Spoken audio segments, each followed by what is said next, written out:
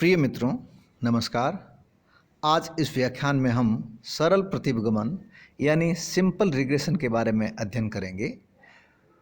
प्रतिगमन के विश्लेषण हेतु या जब भी हम अनुसंधान या अध्ययनों में प्रतिगमन विश्लेषण करते हैं या प्रतिगमन ज्ञात करने की कोशिश करते हैं या ज्ञात करते हैं, तो उसके लिए ये ज़रूरी है कि हम प्रतिगमन का अच्छी तरह से अध्ययन करें। और प्रतिगमन का अध्ययन करने के लिए इसके बेसिक यानी मूल आधार को जानना आवश्यक होता है।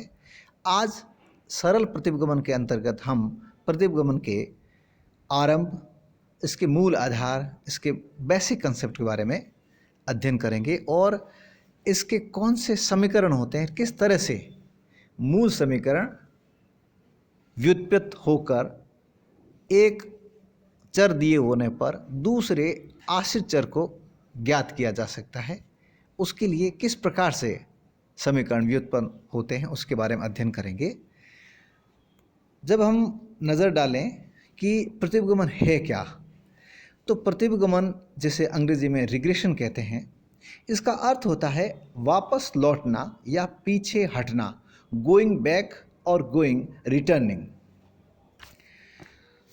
इस शब्द का सर्वप्रथम उपयोग सर फ्रांसिस गाल्टन ने 1877 में किया था और वो ये जानना चाह रहे थे कि हेरिडिटरी स्ट्रक्चर में पिताओं और पुत्रों अर्थात जो वर्तमान पीढ़ी है उसका पुरानी पीढ़ी के साथ में कोई संबंध पाया जाता है, और संबंध पाया जाता है तो किसका किसके ऊपर असर पड़ता है, कितना पड़ता है, उसके बारे में अध्ययन किया था।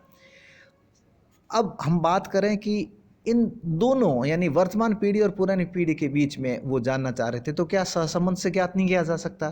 तो सहसंबंध और प्रतिगमन में कुछ बेसिक डिफरेंस है, उसके बारे में हम इसके तुरंत बाद में चर्चा करेंगे। पहले हम जानते हैं कि प्रतिगमन है क्या चीज़। प्रतिगमन का अर्थ मैंने बताया, जैसा कि वापस लौटना या पीछे हटना यानी गोइंग बैक, और रिटर्निंग होता है यानी कि पीछे की ओर लौटना।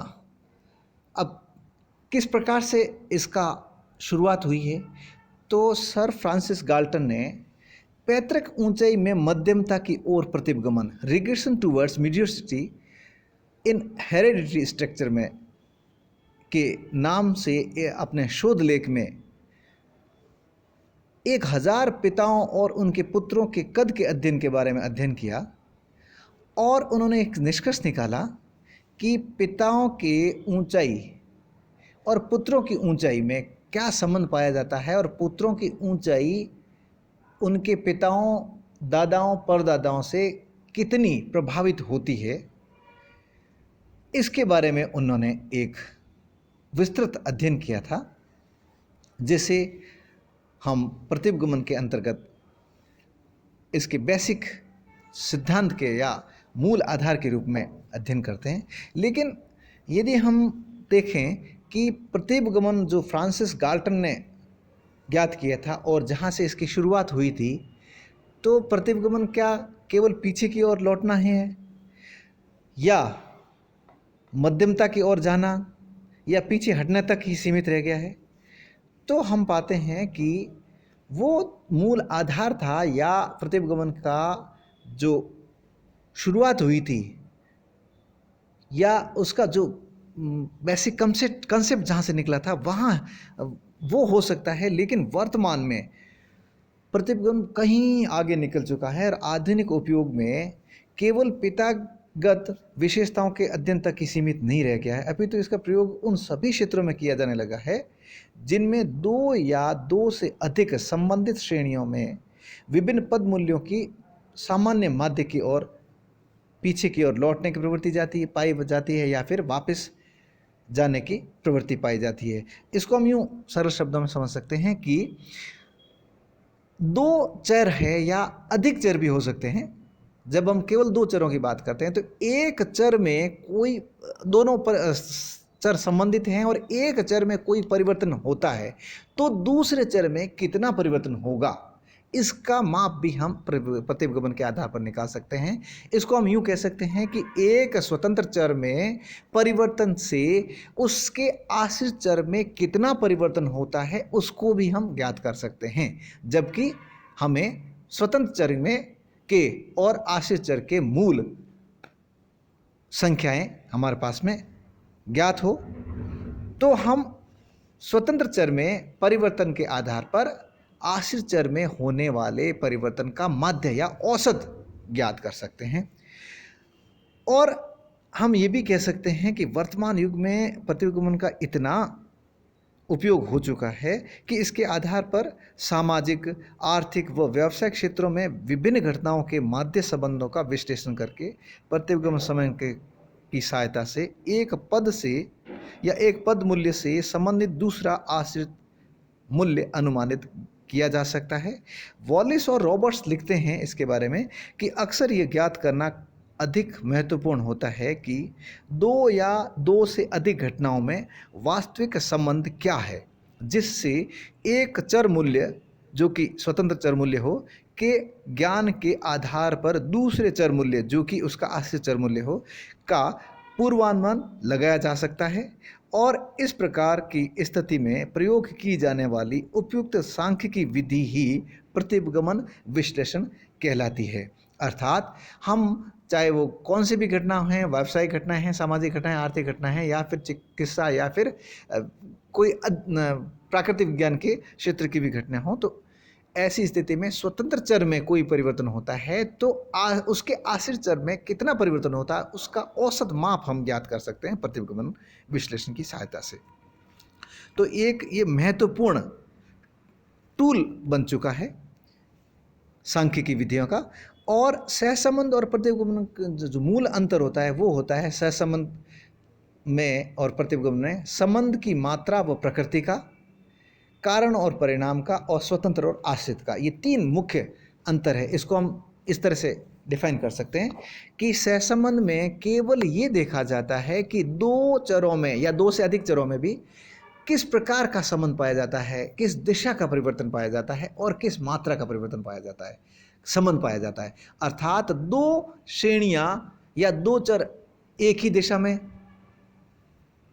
जाने की प्रवृत्ति रखते हैं या गमन की प्रवृत्ति रखते हैं, या दोनों श्रेणियों में विपरीत संबंध पाया जाता है। एक यदि उत्तर दिशा में जा रही है तो दूसरी उसके विपरीत दक्षिण दिशा में जा रही है, तो कितनी मात्रा तक जा रही है इसका हम अध्ययन कर सकते हैं सहसंबंध के अंतर्गत। लेकिन हम ये नहीं कह सकते हैं कि एक चर के एक तरफ जाने से दूसरे चर में कितनी दिशा में जाने की प्रवृत्ति पाई जाती है। अर्थात हम केवल संबंध ज्ञात कर सकते हैं, एक का प्रभाव दूसरे के ऊपर हम ज्ञात नहीं कर सकते हैं।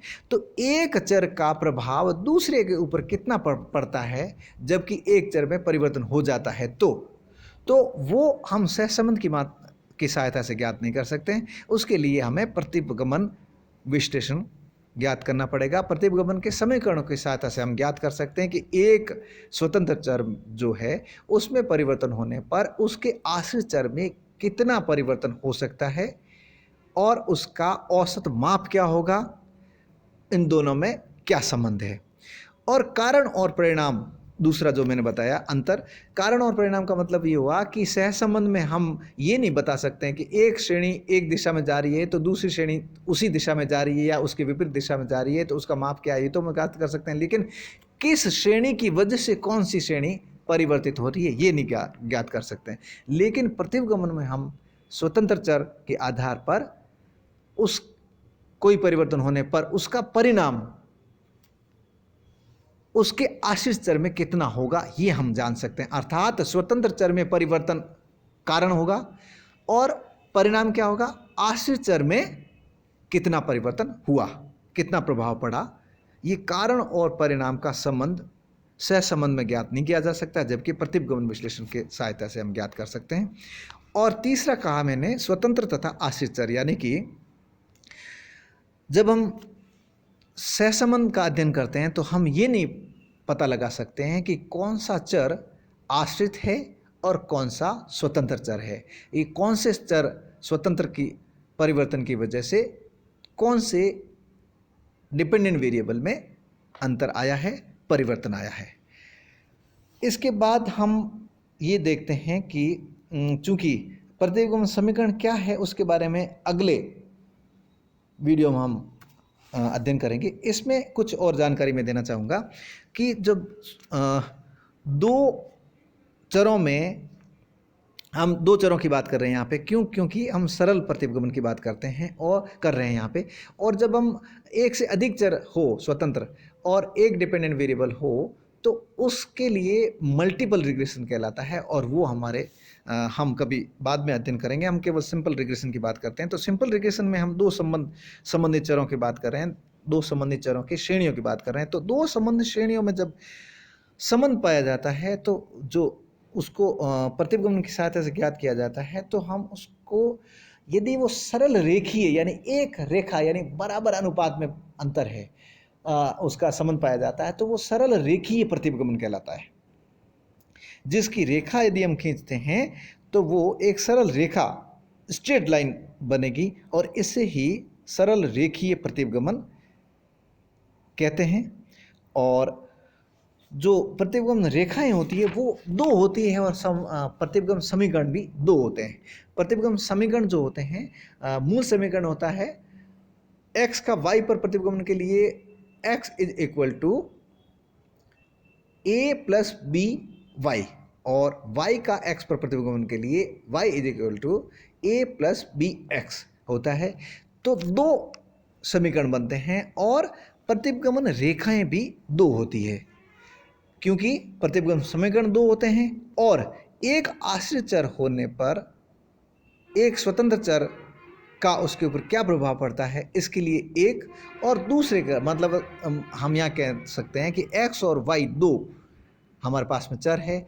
यदि x चर आश्रित है और y स्वतंत्र है, तो y स्वतंत्र चर में परिवर्तन से x आश्रित चर में कितना परिवर्तन होगा, उसके लिए एक समीकरण होगा और उसके लिए एक रेखा की आवश्यकता होगी। और जब हम बात करते हैं कि y आश्रित चर है और x स्वतंत्र चर है, तो स्वतंत्र x चर में परिवर्तन होने पर y में कितना परिवर्तन होगा, औसतन उसका माप ज्ञात करने के लिए एक समीकरण की आवश्यकता होगी, जो कि y is equal to a plus b x होगा। और उसके लिए जब हम रेखा बनाएंगे तो वो रेखा y का x पर प्रतिगमन रेखा कहलाएगी, और उसके लिए दूसरी रेखा बनेगी। इसलिए प्रतिगमन रेखाएं दो होती है। यद्यपि इसके तकनीकी रूप से दो रेखाएं क्यों होती है उसके लिए एक अलग से वीडियो की आवश्यकता है। इस ई लेक्चर में हम यहीं समाप्त करते हैं, और अगला ई लेक्चर प्रतिगमन समीकरण से संबंधित होगा। धन्यवाद।